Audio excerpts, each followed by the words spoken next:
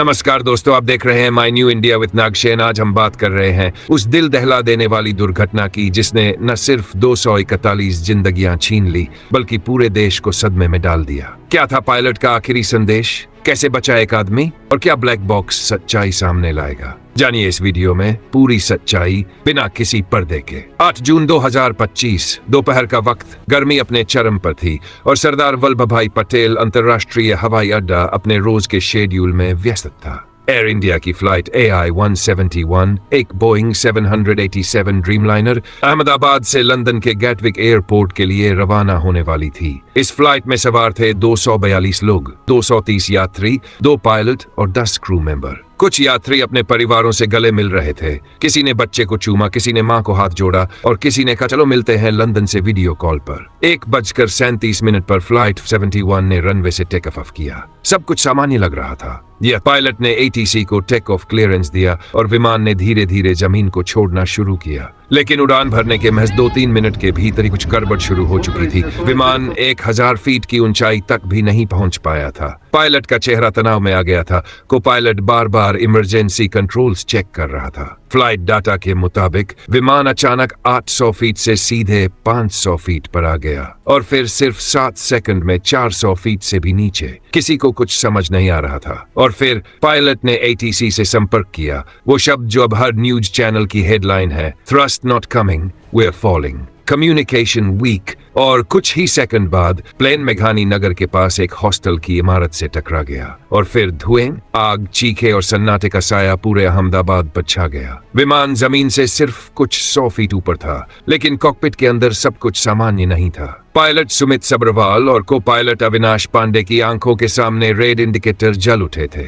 Engine में गड़बड़ी थी और प्लेन को वो ताकत नहीं मिल रही थी जो उसे ऊपर उठने के लिए चाहिए थी। पायलट ने तुरंत एयर ट्रैफिक कंट्रोल यानी ATC से संपर्क किया, लेकिन वो लाइन भी अब कमजोर हो चुकी थी। पायलट रेडियो ट्रांसमिशन में, Ahmedabad tower, this is AI-171, thrust not coming, engine failing, communication weak, we are falling, mayday mayday, AI-171 declaring emergency, thrust not coming. यानी इंजन पूरी ताकत नहीं दे रहा था और तभी वी आर फॉलिंग, वो 4 शब्द जो किसी भी पायलट की जिंदगी का सबसे डरावना सच होते हैं। पायलट ने अपने आखिरी शब्द कहे और फिर सब खत्म। उससे पहले ही ATC कुछ जवाब देता, फ्लाइट AI-171 जमीन से टकरा गई। ये सब हुआ सिर्फ 132 सेकंड्स में। प्लेन टेक ऑफ करता था है और महज 2 मिनट 12 सेकंड में पूरे देश को एक त्रासदी की खबर मिलती है। जैसे ही प्लेन जमीन से टकराया, सब कुछ आग, धुएं और चीखों में बदल चुका था। हॉस्टल की इमारत जल रही थी। प्लेन के मलबे से धुआं आसमान तक उठ रहा था। 241 लोग अब इस दुनिया में नहीं थे,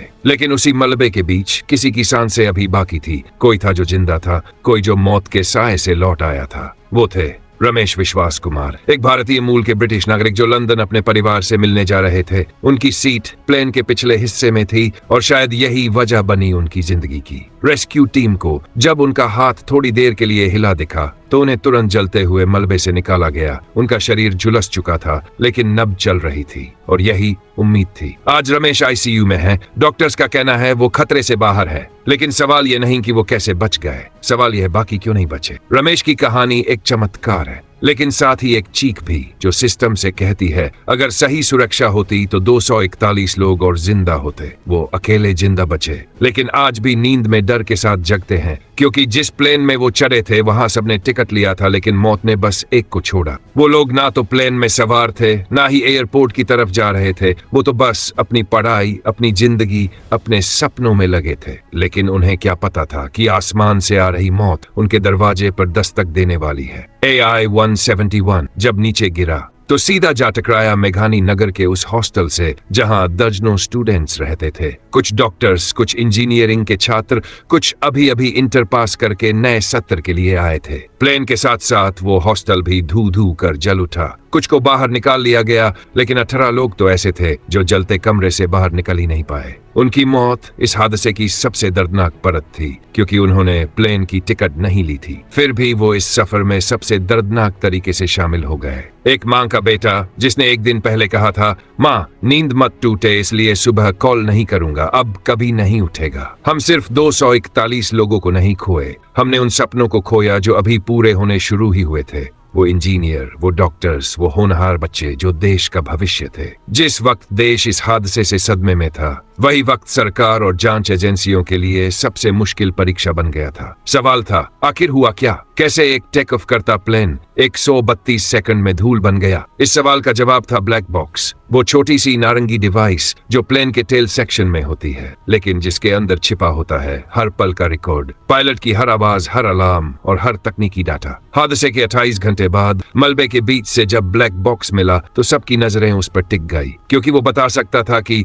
क्या यह हादसा सिर्फ तकनीकी था या इसके पीछे कोई लापरवाही, साजिश या सिस्टम फेलियर था। वॉइस रिकॉर्डर में मिले पायलट सुमित सबरवाल के आखिरी शब्द कई चीजें साफ कर रहे थे। थ्रस्ट नहीं आ रहा है, हम गिर रहे हैं, कम्युनिकेशन वीक है, और फिर मेडे मेडे। लेकिन सवाल अब भी बाकी था, क्यों थ्रस्ट नहीं आया? क्या इंजन में खराबी पहले से थी या मेंटेनेंस में कोई चूक हुई? अब नागरिक उड्डयन मंत्रालय ने बोइंग 787 ड्रीमलर के हर विमान का एडवांस सेफ्टी चेक शुरू करवा दिया। इंजन, हाइड्रोलिक सिस्टम, ईंधन सप्लाई, सब कुछ खंगाला जा रहा है। DGCA और AAIB मिलकर 90 दिनों में इस हादसे की पूरी रिपोर्ट पेश करेंगे। पर क्या इन जांच रिपोर्ट से वो 270 जानें वापस मिल जाएंगी? क्या एक रिपोर्ट एक माँ को उसका बेटा लौटा सकती है, या एक पिता को वो कॉल जो अब कभी नहीं आएगी? आज लोग कह रहे हैं हम अब एयर इंडिया की फ्लाइट नहीं लेंगे। अगर टेक ऑफ ही सुरक्षित नहीं तो एयरलाइन क्या बचाएगी? और ये डर सिर्फ डर नहीं है, ये टूटा हुआ भरोसा है। अब हम कभी एयर इंडिया में नहीं बैठेंगे।